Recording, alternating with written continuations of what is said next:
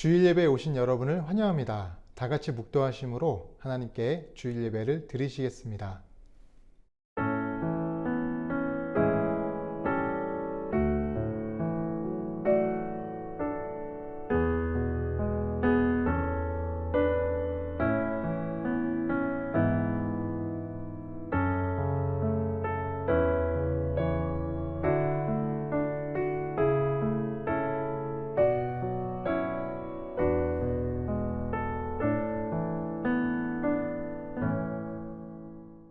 하나님, 지난 한 주간도 주님의 은혜 가운데 살다가 이렇게 주일 예배 자리에 나올 수 있도록 허락하여 주시니 감사드립니다. 그러나 저희가 의로우신 하나님의 마음에 합당하게 살아야 하는데 합당하게 살지 않았던 지난 모습을 이 시간 회개합니다. 용서하여 주시고 정결한 마음으로 주님께 나아오게 하여 주시옵소서.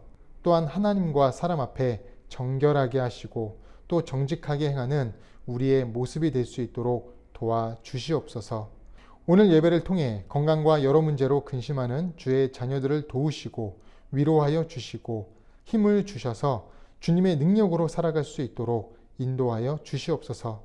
또한 건강과 물질 무엇이든 회복되는 역사가 우리 안에 임할 수 있도록 이 시간 긍휼을 베풀어 주시옵소서. 오늘 예배를 올려드립니다. 기쁘게 받아 주시옵소서. 감사하며 예수님 이름으로 기도드립니다. 아멘. 전능하사 천지를 만드신 하나님 아버지를 내가 믿사오며 그 외아들 우리 주 예수 그리스도를 믿사오니 이는 성령으로 잉태하사 동정녀 마리아에게 나시고 본디오 빌라도에게 고난을 받으사 십자가에 못 박혀 죽으시고 장사한 지 사흘 만에 죽은 자 가운데서 다시 살아나시며 하늘에 오르사 전능하신 하나님 우편에 앉아 계시다가 저리로서 산자와 죽은 자를 심판하러 오시리라. 성령을 믿사오며 거룩한 공예와 성도가 서로 교통하는 것과 죄를 사하여 주시는 것과 몸이 다시 사는 것과 영원히 사는 것을 믿사옵나이다. 아멘.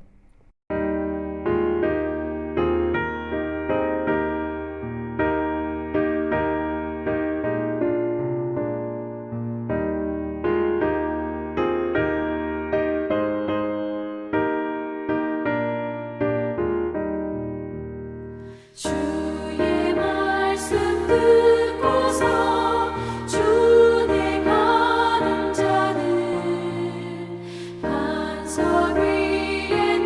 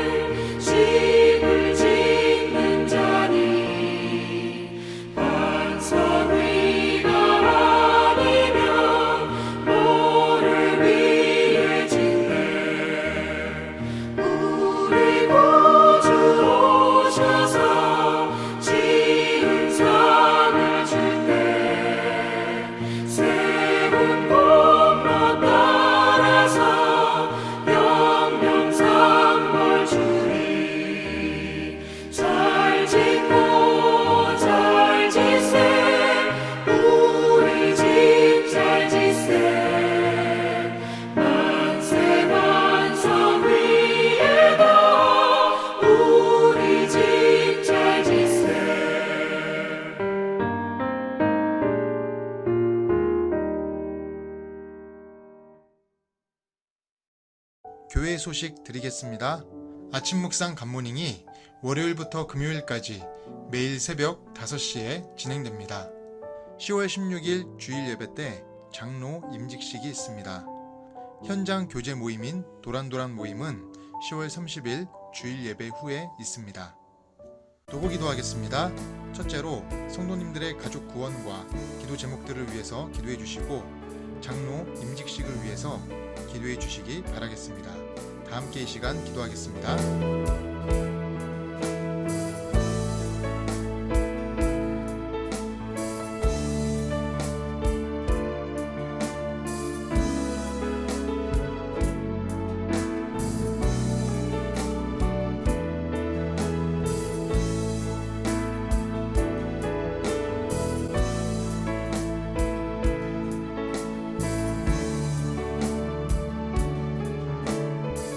하나님, 우리가 기도한 모든 내용이 하나도 땅에 떨어지지 않고 모두 하늘에 상달되기 원하며 이 시간 주님께서 가르쳐 주신 기도를 하기 원합니다.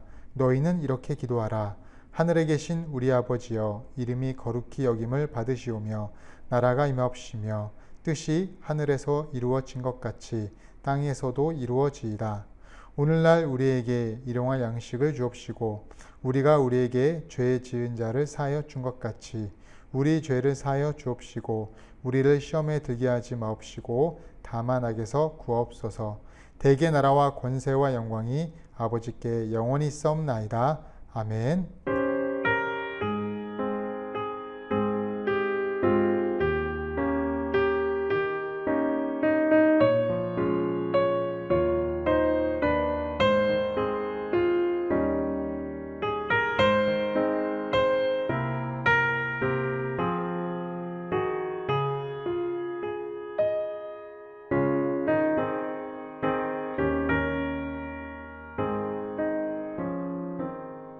저 장미 꽃 위에 있음 아직 맺혀 있는 그때에 귀에 흐르는 이 소리 들리니 주 음성 분명하다. 주님 나와 동행을 하면서 나를 친구 삼으셨네.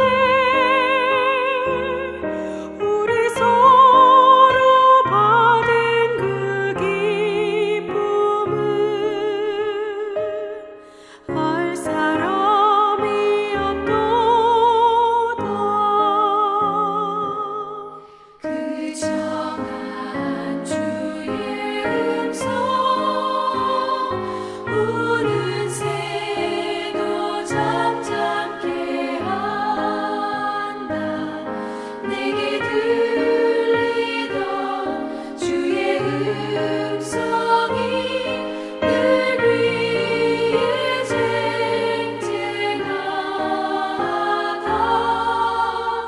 주님 나와 동행을 하면서 나를 친구 삼으셨네.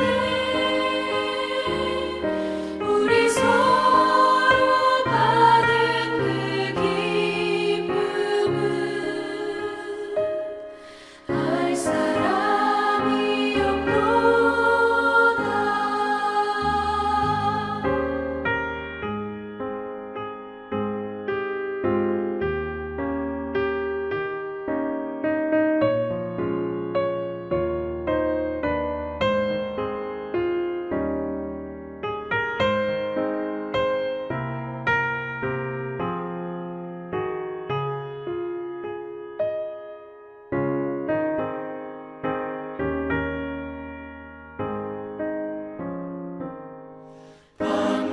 밤깊도록 동산하네. 주와 함께 있으려 하나. 외로운 세상에 갈 일 많아서 나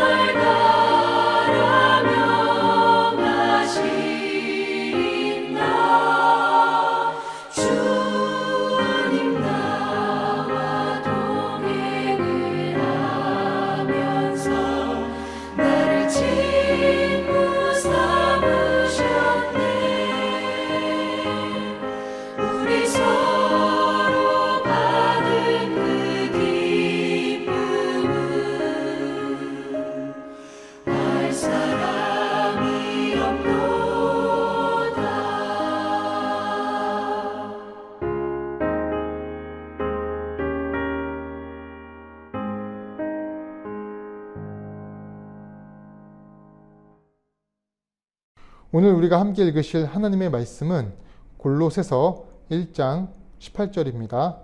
골로새서 1장 18절 함께 읽겠습니다. 그는 몸인 교회의 머리시라. 그가 근본이시요 죽은 자들 가운데서 먼저 나신 이시니 이는 친히 만물의 으뜸이 되려 하심이요. 아멘. 한 주간 잘 지내셨습니까? 지난주에 비가 많이 왔는데 비가 많이 온 뒤로 기온이 많이 내려가서 쌀쌀해진 것 같습니다. 우리 성도님들 감기 조심하시기 바라겠습니다. 오늘은요, 골로새서를 보려고 합니다. 골로새서의 전체적인 주제는 예수님은 누구신가에 대한 건데, 다시 말해 골로새서는요, 예수님에 관한 내용이 그 핵심이에요. 그러면 예수님은 과연 누구실까요? 세 가지로 정리할 수 있는데, 첫째로는요, 예수님은 우리를 죄로부터 구속해 주시는 분이십니다. 구속이라는 단어에는요, 두 가지 의미가 있어요. 첫째는 죄의 힘으로부터 끊어지는 것. 두 번째는 죄의 힘으로부터 끊어진 우리가 자유를 누리는 것입니다. 그러므로 온전한 그리스도의 구속이란 죄의 힘으로부터 벗어남과 동시에 자유를 누리는 것이에요. 그것이 구속의 완전성입니다. 그것을 위해서 예수님이 이 땅에 오셨어요. 예수님은 누구신가? 두 번째로 예수님은 창조주 하나님이십니다. 예수님은 창조주 하나님이라고 믿는 사람들의 신앙의 모습은 어떠해야 되는지 아세요? 세 가지가 있어요. 이것도 세 가지가 있는데, 첫째, 창조주 하나님을 믿는 우리들은 어떠한 두려움이 온다고 할지라도 두려워하지 않아야 해요. 두려움으로부터 자유롭게 돼야 됩니다. 두 번째로요, 우리가 하나님으로부터 창조된 피조물임을 완전히 깨닫고요, 자신의 한계를 인정하는 겸손한 모습을 보여야 합니다. 세 번째로, 하나님의 특별 은총과 일반 은총에 대해서 하나님께 너무나 감사하고 일상에서 하나님의 손길을 인정하는 인생을 살아가야 돼요. 그러면 예수님은 누구시냐에 대한 질문, 이 답을 우리가 첫 번째, 두 번째 봤잖아요. 예수님은 구속하시는 분이시고 예수님은 창조주 하나님이신데, 세 번째는 뭐냐? 바로 교회의 머리가 되시는 분이십니다. 바로 교회의 머리가 되신다. 예수님은 교회의 창조자시고 교회의 능력을 공급하시는 분이시고 교회의 머리가 되시는 분이십니다. 그래서 오늘 본문은 교회의 머리가 되시는 예수님 안에서 우리는 어떻게 살아가야 하는가, 이것에 대해서 살펴보려고 합니다. 한번 볼게요. 성경은요, 어려운 책이 아니에요. 성경은 매우 쉬운 책입니다. 성경은 원래 글을 아는 사람들이 쭉 읽기만 해도 이해할 수 있을 정도의 용이한 책이었습니다. 그런데 하나님의 말씀을 어렵게 얘기하는 사람이 있어요. 어렵게 얘기하면 무언가 유식하다고 생각하는 것 같은데, 말하면서도 자신이 무슨 말 하는지도 모르는 분들이 있거든요. 저는 죄 중에 하나가요, 책을 어렵게 쓰는 것, 또 설교를 어렵게 하는 것이라고 생각합니다. 그것은 절대 성경의 원리에 맞지 않아요. 복음은요, 누구나 쉽게 이해할 수 있어야 하는 것입니다. 예수님은 비유라는 방법을 주로 사용하셨습니다. 왜 비유를 사용하셨냐? 들리는 설교를 위해서예요. 설교는요, 들리는 설교가 있고 들리지 않은 설교가 있습니다. 예수님은요, 청중들이 말로는 이해하기 어려운 것을 비유를 통해서 이해시키려고 노력하셨어요. 그만큼 말씀을 쉽게 전달하고 쉽게 하자는 것이 목적이었습니다. 예를 들어 예수님 당시에 사람들은 모두 겨자씨를 알고 있었어요. 겨자씨는요, 당시 문화에서는 작은 씨였습니다. 그런데 이 겨자씨를 땅에 심으면 크게 자라는 나무가 되거든요. 그래서 예수님은 이 겨자씨를 통해서 천국의 내용이 무엇인지를 설명해 주셨던 것입니다. 당시 사람들은 누룩을 다 알았어요. 누룩을 통해서 번지고 확산되는 것, 팽창되는 것이 무엇인지를 설명해 주셨습니다. 또 사람들이 잔치를 다 알잖아요. 그러니까 이 잔치의 비유를 통해서 천국이 무엇인지를 정확하게 말씀하고 계셨어요. 그러니까 누구나 예수님의 비유를 들으면 복음을 쉽게 이해할 수 있었습니다. 그러니까 설교도요, 들리지 않는 설교가 아니라 들리는 설교가 돼야 돼요. 자, 사도 바울도요, 마찬가지예요. 교회가 무엇인지에 대해 비유를 통해서 우리에게 말하고 있습니다. 아마도 교회가 무엇이냐는 질문을 한다면 사람마다 여러 가지 정의를 낼 수가 있겠죠. 그런데 제일 중요한 것은 성경에서 교회의 정의를 무엇이라고 말하는지를 봐야 해요. 교회에 대한 성경의 정의가 정확한 것입니다. 그렇다면 성경의 정의가 어떠냐? 교회에 대한 성경의 정의가 어떠냐? 뭡니까? 간단해요. 그리스도의 몸이라는 것입니다. 교회는 그리스도의 몸이다. 우리 몸에 눈이 있고 귀가 있고 손이 있고 발이 있고 하는 것처럼 또 눈에 안 보이는 혈관과 장기와 여러 세포들이 다양하게 모여서 한 몸을 이루는 것처럼요. 교회라는 것도 여러 다양한 성격의 사람들, 또 여러 다양한 그 성향을 갖고 있는 사람들이 모여서 하나로 이루어진 몸이 교회라는 것입니다. 즉 우리 몸의 눈, 코, 입, 손, 발처럼 교회 안에도 다양한 사람들이 존재한다는 것이에요. 그리고 그 다양한 것이 하나로 일치를 한다는 것입니다. 성경은 주님도 하나, 믿음도 하나, 침례, 세례도 하나라고 하면서 하나 되었다는 것을 굉장히 강조합니다. 그런데 여기에서 하나됨의 의미는 모두 획일적으로 모두 똑같아지는 게 아니에요. 모두 다른 것이지만 어떤 목적에 따라서, 어떤 뜻에 따라서 하나가 되는 것입니다. 이 개념은 한국어보다 영어로 얘기할 때 좀 더 쉽게 이해돼요. 교회는 스탠다디제이션이 아니라요, 유너티예요. 유너티. 스탠다디제이션은 획일하거든요. 붕어빵 찍어내듯이 똑같은 것이에요.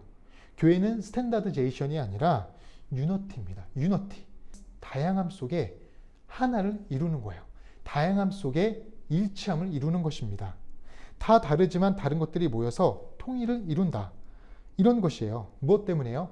예수님이란 목적과 예수님의 뜻 안에서 다양한 사람들이 하나됨을 이루는 것이 교회라는 거예요. 그게 교회입니다. 그래서 교회 안에 여러 직분과 여러 역할이 있는 거예요. 에베소서 4장 11절에서 12절을 보면요, 제가 읽어드릴게요. 그가 어떤 사람은 사도로, 어떤 사람은 선지자로, 어떤 사람은 복음 전하는 자로, 어떤 사람은 목사와 교사로 삼으셨으니 이는 성도를 온전하게 하여 봉사의 일을 하게 하며 그리스도의 몸을 세우려 하심이라. 왜 교회에 사도를 주셨고 선지자도 주셨고 복음 전하는 자와 목사와 교사를 주신 목적이 무엇이라는 겁니까? 그리스도의 몸을 세우는 것입니다. 그것이 예수님의 뜻이고 명령이에요. 예수님의 목적이라는 것입니다. 그것을 위해 우리를 각자의 역할에 맞게 부르셨다는 거예요. 옛날 영국에 유명한 설교자 스펄전 목사님이 있었습니다. 이 스펄전 목사님이 그의 책에서 유람선과 군함이라는 내용으로 글을 쓴 적이 있는데요. 그 내용이 뭐냐면 스펄전 목사님이 하루는 영국 해군 함대에 설교를 하러 갔다고 합니다. 예배를 마친 후에 군함에서 파티가 열렸어요. 거기서 사람들과 식사도 하고 교제를 즐기고 있는데 갑자기 사이렌이 울리더니 함장이 총원, 전투 배치를 외쳤다고 합니다. 그와 동시에 그 배 안에 있던 장교와 사병들이 전투 배치를 복창하면서 1분도 안 되어 일사불란하게 자신의 자리를 찾아가더랍니다. 그러면서 전투 준비를 하는 거예요. 원래는 군함이었지만 유람선과 같은 모습이었거든요. 그런데 함장 한마디를 하고 나니까 갑자기 군함이 돼버렸어요. 스펄전은 거기서 기가 막힌 통찰을 얻었다고 합니다. 어떤 통찰력이냐면요, 교회는 유람선이 아니라 군함이 되어야 하는구나. 교회는 유람선이 아니라 군함이 되어야 한다. 함장의 한마디에 모든 사병들이 먹고 마시다가도요 군함으로 되는 거예요. 전투 준비를 하는 거예요. 이러면서 스펄전 목사님이 생각했던 것은 영국의 많은 교회들이, 유럽의 많은 교회들이 예수님의 명령을 따라서 살아야 되는데 그러지 못하고 유람선처럼 서로 먹고 마시고 지내고 있구나, 이렇게 생각을 했다고 하더라고요. 여러분, 유람선의 특징이 무엇인가요? 쉼과 파티입니다. 여기선요, 선장의 명령이 크게 중요하지 않아요. 그런데 군함은요, 쉼과 파티도 분명히 있지만 제일 중요한 것은 함장의 명령을 수행하는 것입니다. 함장의 명령을 수행하지 않으면 군함이 아니에요. 그 명령에 따라 전투를 준비하는 곳이고 전투를 하는 곳입니다. 그래서 교회는 유람선이 아니에요. 교회는 군함이 되어야 합니다. 군함인 교회는요, 영적 전쟁을 하는 곳이고 영적 전쟁을 준비하는 곳이에요. 세상과 맞서 싸울 수 있는 힘을 기르는 곳입니다. 다양한 사람들이 존재하지만 분명 각자의 역할이 있거든요. 그 역할의 기준이 무엇입니까? 바로 함장인 예수님의 명령입니다. 그 명령을 따르는 거예요. 예수님의 뜻에 맞게 나아가는 것이 군함인 교회의 역할인 것입니다. 근데요, 이것을 잘 생각해 보세요. 교회 최소 단위는 내 자신이거든요. 내 자신. 내 마음에도 여러 마음이 들잖아요. 잘 보세요. 내 몸에 눈과 코가 입과 또 귀와 또 팔과 다리 또 안 보이는 장기들이 있고 이 모든 것들이 아울러서 하나의 몸을 이루는 것처럼요. 내 생각도 여러 생각이 들어요. 근데 여러 생각 속에 하나를 이루고 있잖아요. 그죠? 내 마음에도 여러 가지 다양한 생각이 있다는 것을 인정하셔야 됩니다. 여러 생각들이 나를 이끌어요. 어떤 생각을 결정하느냐에 따라 내 말과 내 행동이 다르게 나올 수 있습니다. 예를 들어 만약에 우리가 지하철이나 버스를 탔을 때요. 만약에 젊으신 분들은 이제 앉아가는데 어르신이나 임산부 또는 몸이 불편하신 분들을 만나면 자리를 양보하는 게 맞아요. 그쵸? 그런데 우리의 마음이 그러지 않을 때가 있거든요. 그러고 싶지 않을 때가 있어요. 왜냐하면 나도 오늘 하루 종일 힘들었거든요. 나도 뭔가 허리가 아파요. 남들 눈에는 보이지 않지만 마음이 힘들고 괴로워서 그냥 푹 주저앉고 싶을 때도 있어요. 그래서 마음이 갈등합니다. 여러 생각이 드는 거예요. 양보를 해야 되나 말아야 하나. 고뇌에 빠져요. 내가 저분하고 눈이 왜 마주쳤을까 후회를 해요. 저분은 하고 많은 것 중에 왜 내가 앉아있는 자리로 왔을까 막 한탄을 합니다. 이렇게 여러 생각이 들어요. 물론 우리가 신앙인다운 윤리적인 어떤 선택을 할 때도 있지만요.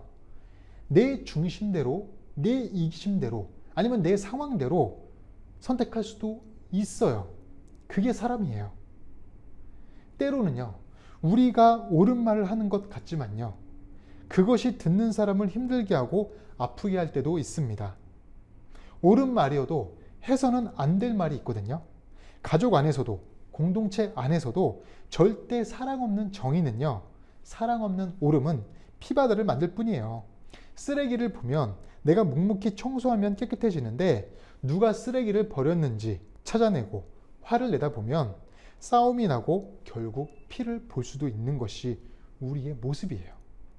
그래서 옳은 말을 해야 하나 말아야 하나 우리가 고민할 때 있지 않습니까? 그런데요. 내 마음에 이런 다양한 생각들이 당연히 드는데 그 생각들 속에서 우리는 누구의 명령을 따라야 하나 이게 중요해요. 바로 예수님입니다. 내 자신이 교회이기 때문이에요. 그래서 교회의 머리이신 예수님의 뜻을 우리는 따라야 하는 것입니다. 그래야 문제가 없고 실수가 없어요. 예수님의 뜻을 따른다는 것은요. 머리 대신 예수님을 붙드는 것입니다. 만약 머리 대신 예수님을 붙들지 않는다면 다양함 속에 일치가 없어요. 질서가 없어요. 충돌과 분열이 일어날 것입니다. 교회 안에 다양한 것들이 하나가 되는 비결은요. 머리 대신 예수님을 붙들기 때문이에요. 예수님의 명령 속에서 질서가 이루어지는 것입니다. 우리 몸도요. 우리 생각도요. 예수님의 명령에 따라 순종을 할 때 질서가 이루어지는 거예요. 우리의 몸이 예수님의 명령으로 이루어지지 않으면요. 우리 몸이 뒤죽박죽 되는 거예요. 피가 제대로 순환이 안 돼요. 거꾸로 솟는 겁니다. 예수님의 명령에 따라서 모든 것이 움직일 때 모든 것이 순조롭고 모든 것이 화평케 돼요. 그것이 예수님을 붙드는 것입니다. 붙든다는 것은요. 머리인 예수님의 뜻을 잘 알아야 합니다. 그리고 그 뜻대로 움직여야 해요.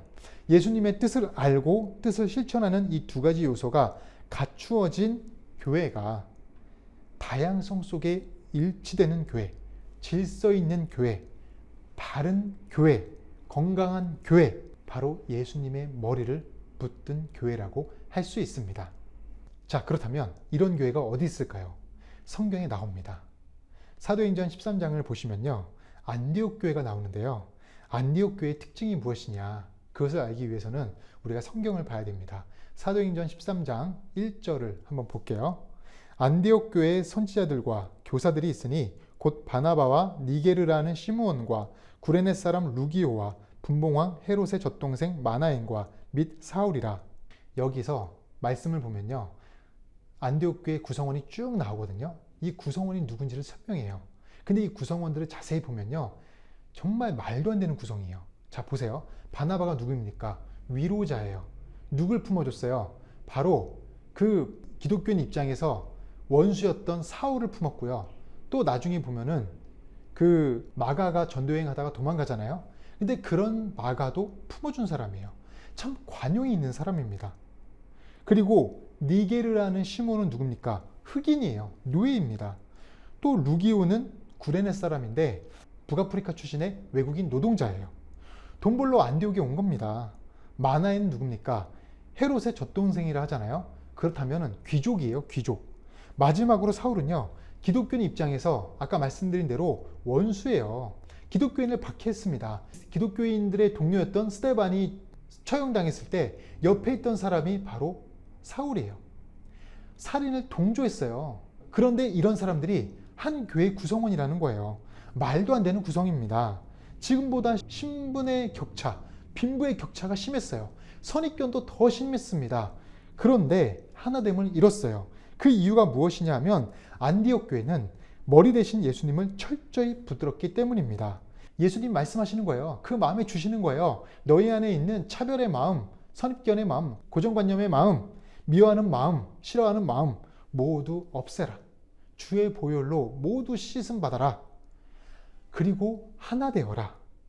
이 말씀에 순종하는 것입니다. 그래서 하나님께서 안디옥 교회에 힘을 주시고 이 교회를 통해서요. 세계 곳곳에 복음이 퍼져나가기 시작한 것이에요. 지금 이 시대에도 마찬가지입니다. 우리가 머리 대신 예수님만 바로 붙들면요. 안디옥 교회처럼 힘을 주세요. 능력을 주십니다. 그리고 바른 교회의 모습으로 살아갈 수 있게 만드는 거예요. 교회 공동체도 마찬가지고요. 하나의 교회인 우리 자신도 그렇게 살아갈 수 있다는 것입니다. 그렇다면 머리 대신 예수님을 붙드는 방법이 뭐냐? 다른 게 아니에요. 바로 예배입니다. 예배. 사도행전 13장 2절을 보니까요. 주를 섬겨 금식할 때 성령이 이르시되 내가 불러 시키는 일을 위하여 바나바와 사울을 따로 세우라 하시니 아멘. 이렇게 말씀하고 있어요. 여기 보면요. 주를 섬겨라는 단어가 나옵니다. 여기 섬겨가요. 다른 뜻이 아니라 바로 예배 드린다는 거예요. 예배 드린다. 하나님을 높인다는 뜻입니다. 하나님께 예배 드린다는 것은 내 뜻은 내려놓고 하나님의 뜻을 받는다는 거예요. 지금 표현으로 하면 하나님의 뜻을 다운로드 한다는 것입니다. 하나님의 뜻을 다운로드하여 업데이트하는 거예요. 우리 인생에 하나님의 말씀을 업로드해서 업데이트한다는 얘기입니다. 내가 사랑하려고 하면 절대 못해요. 내가 품으려고 하면 못합니다. 내 안에 차별과 선입견의 생각들 내려놓는 거 쉬운 게 아닙니다. 오직 그것은요. 예배를 통해 업데이트 되는 것이에요. 우리가 일반적으로 컴퓨터나 또 스마트폰을 업데이트 하잖아요. 그러면 어떻게 됩니까? 업데이트라는 것이 지난 과거에 있는 것들이 수정되고 보완되잖아요. 그런 것과 마찬가지예요. 우리가 하나님의 말씀으로 다운로드되고 업데이트되면 우리의 지난 과거의 잘못된 것들, 하나님 보시기에 바르지 않은 것들이 보완되고 수정되는 것입니다. 그리고 안디옥 교회는요. 예배를 통해서 그 사람들이 어떤 일을 해야 될지를 하나님께서 알려주세요. 알림 공지를 받는 것이에요. 그들은 뭘 받았습니까? 선교의 뜻을 받았습니다. 선교하라고 얘기를 하셨어요. 그래서 바나바와 사울을 지도자로 세우는 것입니다. 이렇게 그들이 순종하는 거예요. 주님의 뜻을 행할 때 그들 안에 능력이 임하는 것입니다. 우리도 마찬가지입니다. 세상에서 승리하기 위해서 우리가 능력받기 위해선 우리의 머리이신 예수님을 붙들어야 합니다. 그게 예배예요. 예배. 우리가 한 주간 살면서 얼마나 힘이 듭니까? 많은 일로 근심과 걱정이 생기고 상처받고 짜증나고 무너지고 그런데요. 우리의 머리이신 예수님을 붙들면요. 그때부터 우리 삶의 역사는 바뀌기 시작해요. 꼬였던 관계가 풀어지고 막혔던 것이 뚫어지게 되고 무능했던 사람이 다시 유능해지고 무력한 사람이 하나님께서 부어주시는 능력으로 다시 무장하게 되는 것입니다. 우리 삶의 문제는 예배로부터 풀어야 돼요. 마치 전기기구의 플러그를 전기 콘센트에 꽂을 때 능력을 받는 것과 마찬가지로 예배는 머리 대신 예수님이 능력의 원천과 나를 연결하는 일입니다. 능력의 원천 되시는 예수님을 붙들 때요. 공동체인 교회와 내 자신인 교회 안에 능력이 생기는 것입니다. 사실 창세기부터 요한계시록까지 성경 전체가 다 이런 이야기예요. 머리 대신 예수님을 붙드는 예배를 통해서 인생이 달라지는 것을 볼 수가 있습니다. 창세기 35장 3절을 보니까요. 야곱이 하몰의 복수의 위기에 빠졌거든요. 지금 하몰이 자신들의 그 아들을 죽였다고, 동족을 죽였다고 야곱을 지금 복수하려고 해요. 막 사람들을 모아가지고 지금 복수의 칼날을 지금 들이밀려고 하고 있습니다. 위기 상황이잖아요. 환난 날이에요. 그런데 이런 상황에서 야곱이 선택했던 방법은요, 다른 게 아니라 창세기 35장 3절 제가 읽어드릴게요. 우리가 일어나 베델로 올라가자. 내 환난 날에 내게 응답하시며 내가 가는 길에서 나와 함께 하신 하나님께 내가 거기서 제단을 쌓으려 하노라 하매. 야곱은요, 이 죽음의 위기 때 전능하신 하나님 앞에 예배드리는 것을 통해서 문제를 해결하기 시작합니다. 두려움과 근심의 자리에서 머물지 않고요, 모두 베델로 올라가서 제단을 쌓자, 예배를 드리자고 하는 거예요. 그러자 야곱은요, 어떻게 됩니까? 예배를 통해 위기에서 건짐을 받습니다. 여러분, 우리 인생에 하나님 아니면 해결할 수 없는 문제가 많아요. 그런 문제가 어떻게 하면 해결됩니까? 우리가 머리 쓰고 고민한다고 해결되는 것이 아니라 우리의 머리 대신 예수님을 붙들면 해결됩니다. 두려움에서 평안으로 바뀌어요. 사랑할 마음이 없었는데 사랑할 능력이 생깁니다. 섬길 마음이 없었는데 섬길 능력이 생기고, 희생할 마음이 전혀 없었는데 희생할 능력이 생겨요. 몸이 아픈데 몸이 가벼워집니다. 치유가 되어 회복이 됩니다. 문제를 풀어갈 해결 방도가 생겨요. 큰 은혜가 우리에게 임하는 것입니다. 우리가 플러그를 콘센트에 꽂지 않았을 때는 아무리 좋은 최신형 제품일지라도 작동하지 않습니다. 플러그를 콘센트에 꽂아야 돼요. 우리에게는 동력이 없습니다. 머리 대신 예수님이 우리의 동력이고, 때문에 예수님을 붙들어야 우리에게 힘이 생기는 것입니다. 예배는 전능하신 하나님, 나의 머리 대신 예수님께서 나에게 능력을 공급해 달라는 시간이에요. 귀한 시간이에요. 그래서 오늘도 예배를 통해서 머리 대신 예수님을 붙드는 강력한 능력이 우리 가운데 임하길 간절히 바라겠습니다. 그래서 예배 시간은요, 경건의 모양이 아니라 경건의 능력을 회복하는 시간임을 잊지 마시기 바라겠습니다. 오늘도 살아계신 우리의 머리 대신 예수님을 붙드세요. 주님이 우리 가정 문제를 다 알고 계시잖아요. 건강과 물질, 직장과 사업의 문제, 그 외 말 못할 모든 상황 다 알고 계시잖아요. 한탄하지 마시고, 근심하지 마시고, 염려 걱정하지 마시고 머리 대신 예수님을 붙드시기 바라겠습니다. 머리 대신 예수님을 붙든다는 게 어떤 뜻이냐고요? 다시 정리할게요. 예배를 통해서, 온전히 주님께 드리는 예배를 통해서 주님의 뜻을 알려고 하세요. 그리고 주님의 명령을 실천하려고 하세요. 그럴 때 주님께서 감당할 수 있는 능력을 우리에게 부어주십니다. 우리에게 해야 할 일을 알려주세요. 그것이 주님이 허락하신 교회의 기적입니다. 그래서 머리 대신 예수님을 붙들어 승리하는 우리가 되시길 간절히 바라겠습니다.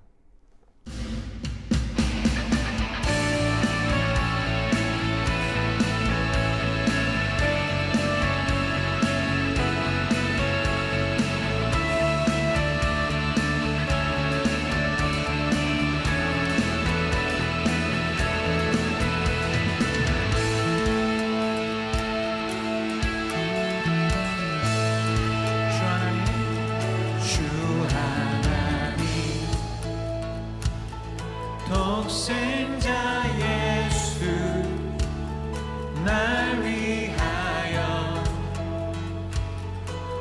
오시었네. 내 모든 죄 다 사하시고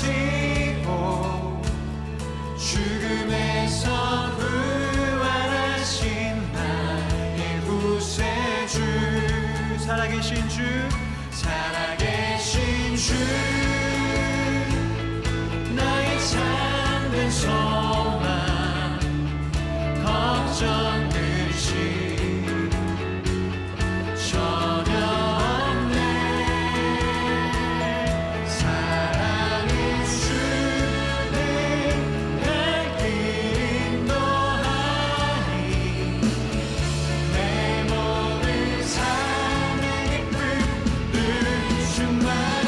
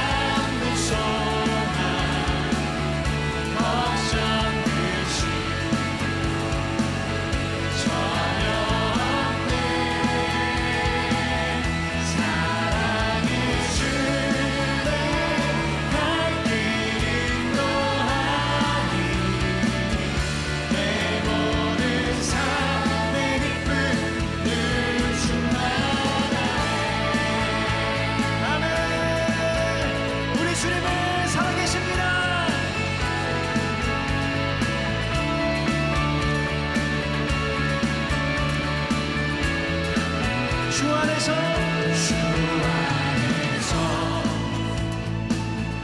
거듭난 생명 도우시는 주의 사랑 참 기쁨과 확신 가지고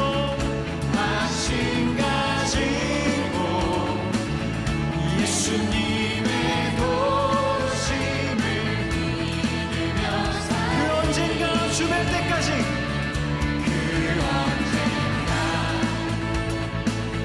주뵐 때까지 주를 위해 싸우리라 승리의 길 멀고 오래도 주님께서 나의 앞길 지켜주시네. 아멘 할렐루야. 살아계신 주 나의 참된 소망 걱정 끝이 전혀 없네. 사랑의 주 내 갈 길 인도하니 내 모든 삶의 기쁨 늘 주만 살아계신 주 살아계신 주 나의 참된 소망 걱정 끝이 전혀 없네. 사랑의 주 내 갈 길 인도하니 내 모든 삶의 기쁨 우리 한번 더 고백합시다. 우리 주님은 살아계십니다. 살아계신 주 나의 참된 소망 걱정 끝이 전혀 없네. 사랑의 주 내 갈 길 인도하니 내 모든 삶의 기쁨 우리 마지막 한 번 더 내 삶에 살아계신 주 살아계신 주 나의 참된 소망 걱정 끝이 전혀 없네.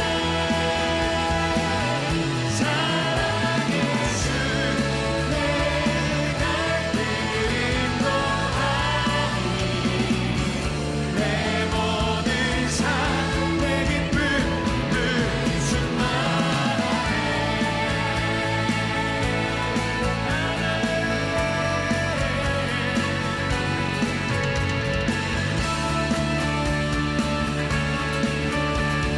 하나님, 우리가 교회입니다.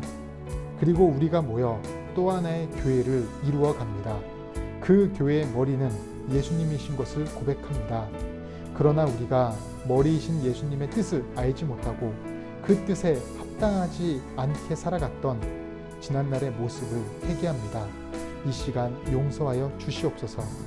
오늘 말씀을 통해 이제는 어떤 문제와 상황 속에서 낙심하거나 걱정하지 않고 나의 머리가 되시고 가정의 머리가 되시고 직장, 사업, 학업의 머리가 되시는 우리 하나님을 의지하게 하시옵소서. 그래서 하나님의 뜻을 알고 이를 행하는 능력의 명철의 지혜의 삶이 될 수 있도록 도와주시옵소서. 오늘도 정성이 담긴 귀한 예물과 마음을 드린 손길들이 있습니다. 주님께 드린 손길들의 가정과 직장, 사업을 언제나 어디서나 지켜주시고 크신 능력과 은혜로 내려주시옵소서. 이 예물이 쓰이는 곳마다 교회의 머리이신 예수님을 붙드는 사역과 인생들이 많아지게 하시옵소서. 이제는 우리 주 예수 그리스도의 은혜와 하나님 아버지의 크신 사랑과 성령의 교통하신 은혜가 교회의 머리이신 예수님을 붙드는 신앙으로 살아가기로 결단하는 성도님들의 머리 위에 그들의 가정과 생업 위에 영원토록 함께 하시기를 축원하옵나이다. 아멘.